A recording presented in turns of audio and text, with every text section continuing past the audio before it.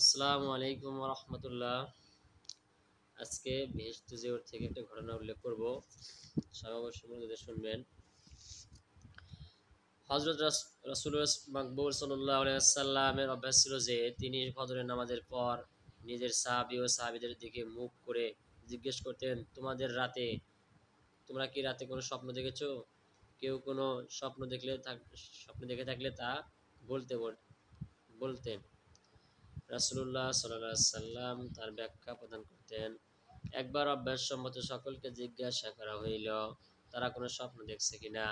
একে একে সবাই আরজ করলেন, তারা কোনো স্বপ্ন দেখেননি। অতঃপর তিনি বললেন, আজ রাতে আমি একটি স্বপ্ন দেখেছি।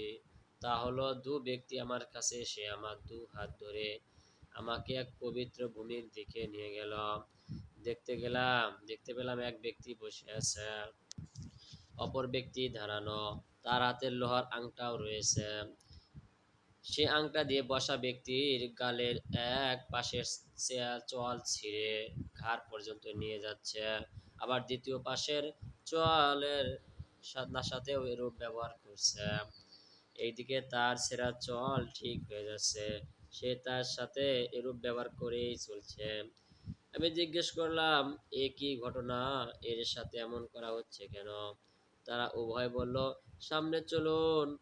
আমরা সামনে চললাম। পথ অতিক্রমকালে দেখতে পেলাম এক ব্যক্তি শুয়ে আছে, তার মাথার পাশে এক ব্যক্তি এক খণ্ড ভারী পাথর হাতে নিয়ে দাঁড়িয়ে আছে। এ পাথর দ্বারা সজোরে শায়িত ব্যক্তির মাথায় আঘাত করছে। আঘাত করার সাথে সাথে মাথা চূর্ণ বিচূর্ণ হয়ে যাচ্ছে, আর পাথর খণ্ড ছিটকে দূরে সরিয়ে পড়ছে। লোকটি পাথর খণ্ড উঠাতে গেলে সে ফিরে আসার আগেই তার মাথা পূর্বের মতো হয়ে যাচ্ছে। আঘাতকারী ব্যক্তি আবার আগের মতো আঘাত করে চলছে। আমি জিজ্ঞেস করলাম, এটা কি ঘটনা? তারা উভয়ে বলল, সামনে চলুন। আমরা সামনে চলতে চলতে এক গুহার নিকটবর্তী হইলাম।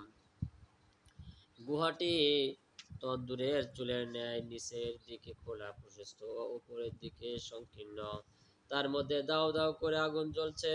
এর ভিতরে উলঙ্গ পুরুষ ও উলঙ্গ নারী পরিপূর্ণ। আগুন যখন লেলিহান শিখায় উপরের দিকে উঠতে থাকে, তখন তার সাথে লোকগুলো উপরে উঠে যেত। মনে হলো যেন তারা এক্ষুনি বের হয়ে পড়বে। আবার আগুনের শিখা যখন নিচের দিকে নেমে যায়, তখন তারাও নিচের দিকে নেমে যেতে থাকে। আমি জিজ্ঞেস করলাম, এটা কি ঘটনা? তারা বলল, সামনে চলুন। আমরা সামনে অগ্রসর হয়ে এক রক্তের নদীর কিনারায় পৌঁছালাম। দেখলাম নদীর ভিতরে এক ব্যক্তি হাবুডুবু খাচ্ছে, আর নদীর দিক তীরে এক ব্যক্তি দাঁড়িয়ে রয়েছে, তার সামনে অনেকগুলো পাথর পড়ে আছে। নদীর ভিতরে লোকটি নদীর দিকে আসতে চাইতো। নদীর তীরে দাঁড়ানো লোকটি তার এমন জোরে পাথর ছুঁড়ে মারত, তার মুখে এমন জোরে পাথর ছুঁড়ে মারে, সে আবার তার পূর্বের জায়গায় চলে যায়। আবার সে যখন নদী হতে বের হতে চাইতো, লোকটি আবার পূর্বের মতো পাথর নিক্ষেপ করে, ও তখন সে দূরে সরিয়ে যায়। আমি জিজ্ঞেস করলাম, এর সাথে এমন করা হচ্ছে কেন? তারা বলল, সামনে চলুন। আমরা সামনে অগ্রসর হয়ে এক সবুজ শ্যামল বাগানে পৌঁছালাম। তাতেও একটি বড় গাছ ছিল, তার নিচে এক বৃদ্ধ অনেকগুলো ছেলে বসে আছে। গাছের কাছে অন্য ব্যক্তিও বসে আছে, তার সামনে আগুন জ্বলছে, সে আগুন পোহাচ্ছে, আর তারা উভয় আমাকে গাছে আরোহণ করিয়া উপরের দিকে নিয়ে গেল। গাছের মাঝখানে এমন এক সুন্দর ঘর তৈরি হচ্ছিল যে এমন সুন্দর ঘর আমি কখনো দেখিনি। তার মধ্যে বৃদ্ধ, যুবক, পুরুষ, নারী ও শিশুরা ছিল। তারা আমাকে সহ ওই ঘর থেকে বের হয়ে আমাকে আরো উপরে নিয়ে গেল। সেখানে পূর্বের ঘরের চেয়ে আরো উত্তম একটি ঘর ছিল। তারা আমাকে সহ ওই ঘরে প্রবেশ করলো। সেই ঘরে ছিল অনেক বৃদ্ধ ও যুবক। অতঃপর আমি আমার সঙ্গী দুজনকে বললাম, তোমরা আমাকে সারা রাত ঘুরিয়েছ, এখন বলো দেখি এসবের রহস্য কি?